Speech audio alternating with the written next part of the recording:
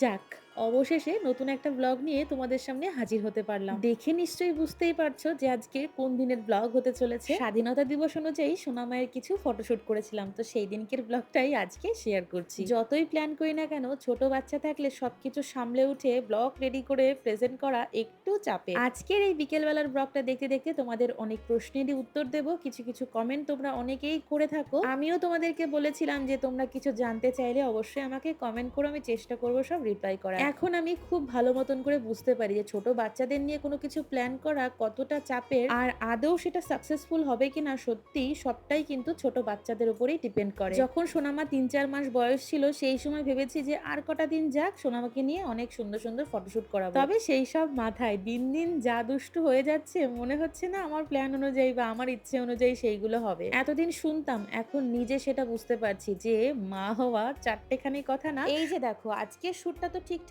হলোই না, উল্টে দেখো আমার অবস্থাটা শুধু দেখো। যাই হোক, চলো তোমাদের একটা কমেন্টের রিপ্লাই করি। পিঙ্কি দাস বলে এক বোন আমাকে কমেন্ট করেছে যে দিদি ভাই, সোনামা হওয়ার পর তোমার চুল ওঠেনি। দেখো, চুল তো আগাগোড়া সবসময় ওঠে, তবে মা হওয়ার পর অনেকে বলে না যে অনেক চুল ওঠে, আমার কিন্তু সেরকমটা হয়। মা হওয়ার আগে বা পরে আমার আলাদা রকম মনে হয়নি, মনে হয় যে একই রকম আছে। কখনো কখনো বেশি চুল পড়ছে মনে হয়, আবার কখনো কখনো মনে হয় যে কম পড়ছে, মানে একই রকম মনে হয় আমার। কেউ কেউ কমেন্ট করো যে সোনামায়ের চোখের জল পড়াটা ঠিক হয়ে গেছে কিনা। এখনো কিন্তু সোনামায়ের চোখে জল পড়াটা পুরোপুরি বন্ধ হয়নি, মাঝে মধ্যে তো মনে হয় একদমই পড়ছে না, আবার দু এক সময় মানে ভালোই পড়ছে এরকমটা, তবে আগের থেকে অনেকটাই কম। এই কথাটা না বললেই নয়, তোমরা এত এত ভালোবাসো আমার সোনামাকে, আমাদেরকে। ভগবানের অশেষ কৃপা তোমাদের সঙ্গে আমার সাক্ষাৎ করিয়েছে। তোমাদের সবার সাথে হয়তো সামনাসামনি কথা হয়নি, বিশ্বাস করো তোমাদের কমেন্ট পেয়ে আমি কিন্তু খুব রিলেট করতে পারি তোমাদের সাথে, তোমাদের কথাগুলোর সাথে। সবাই অনেক অনেক ভালো থেকো আর আমাদের পাশে থেকো। পূজা বলে এক বোন আমাকে কমেন্ট করেছে যে দিদি ভাই, সোনামাকে কিভাবে সলিড খাওয়া শুরু করলে এই নিয়ে একটা ভিডিও করলে খুব ভালো হয়। এরকম কমেন্ট কিন্তু আমি পাই, আমি অবশ্যই চেষ্টা করব সোনামাকে কি কি খাওয়াই, কিভাবে কি করি না করি সেরকম ভাবে আলাদা একটা ভিডিও দেওয়ার। কৃষ্ণা বিশ্বাস একটা বোন আমাকে কমেন্ট করেছে দিদি ভাই যে আমার নামটা তোমার ভিডিওতে নিও। এই যে তোমার নামটা নিয়ে নিয়েছি, খুব ভালো থেকো, এভাবেই সঙ্গে থেকো। অনেক অনেক ভালোবাসা রইলো তোমাদের সবার প্রতি। অর্চনা দে আমাকে কমেন্ট করেছে যে দিদি ভাই, তোমার কি করতে সব থেকে বেশি ভালো লাগে। দেখো, ভালো লাগার মধ্যে কিন্তু